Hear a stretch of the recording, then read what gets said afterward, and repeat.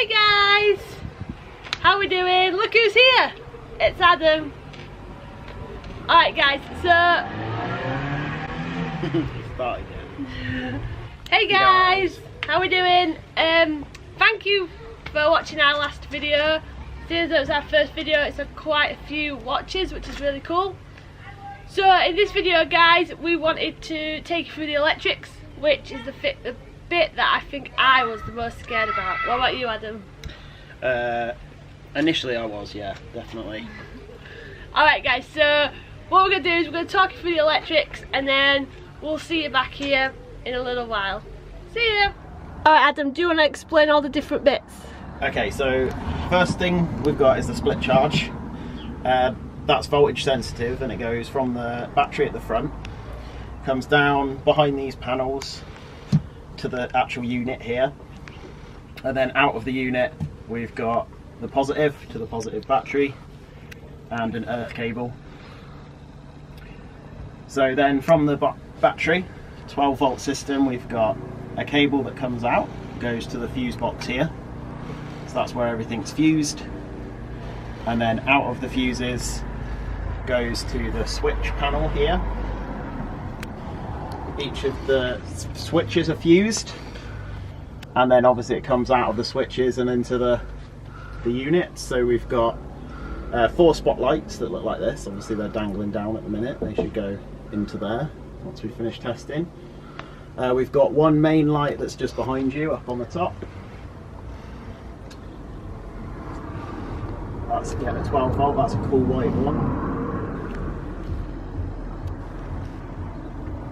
We've put some electrics in just ready for when we want to do things. So for example, this cable is for the tap switch, so if we put a sink and stuff in at a later point, that's what that's going to be for. We've also got a socket here because at the minute we're using a condenser cool box unit, so that's just going to run off a 12 volt cigarette socket type plug. We didn't go for a full fridge because of the price at the minute, but they work. It's a condenser for cool box, so it's going to work pretty well. And then we've just got a few, obviously a USB and a socket and a 12 volt meter on the switch panel as well that we can use for like charging phones or plugging something in. Hey guys, this is the moment of truth. Let's see if the electrics actually work. Okay, so we've got battery positive on, so we're just going to put the negative on, so you always put the negative on last. So that's on, it's just on loose at the second.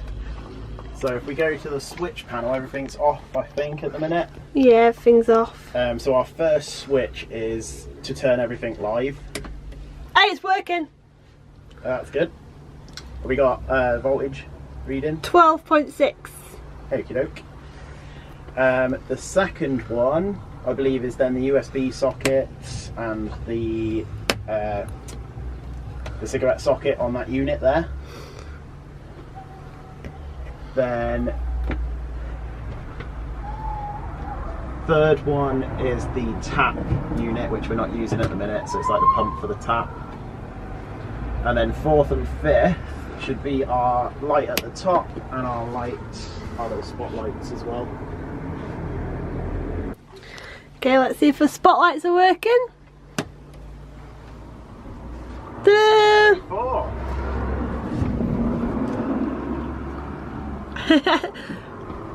So you guys, you can see that we've got the van electrics are all live. So it's just time to route it, because obviously down here it's looking a bit messy at the minute. So we're going to make sure it's all routed properly behind the panels. If I move this, you can see it's all like tied up into cables. So we'll pull that out, make sure it's all smart, and then get this panel bolted on and get the unit sorted. Alright guys, so as well as the 12 volts, we've also got the 240 volt system. So we've mounted that underneath because we didn't want anybody to be able to see it on the side of the van, so let me take you to show you.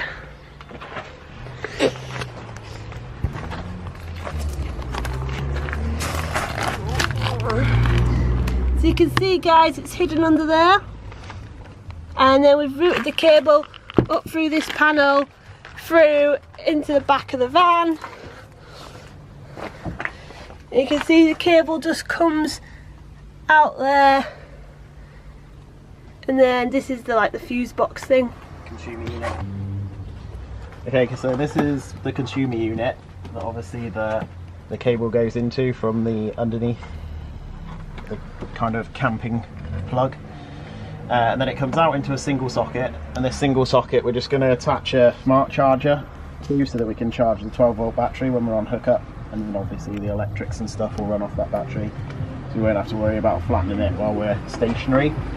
And then we've also got another cable which I'm still to wire up, which is going to go to the twin plug and twin USB plug, which you can just see in there. And obviously the other side that has two 40-volt plugs and two USB ports, so we can put charge phones and use cooking stuff and a little microwave and stuff that we've got.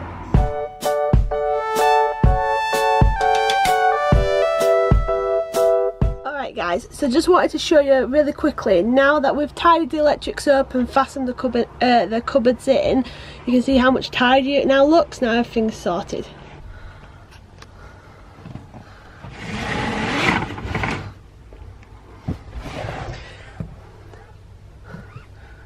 So you can see guys, everything's like tie wrapped. It's a lot neater in here now, and this cable is tie wrapped up and threaded through.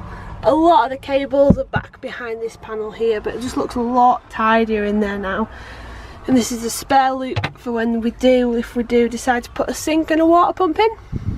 I'll show you where the battery is as well so you can see.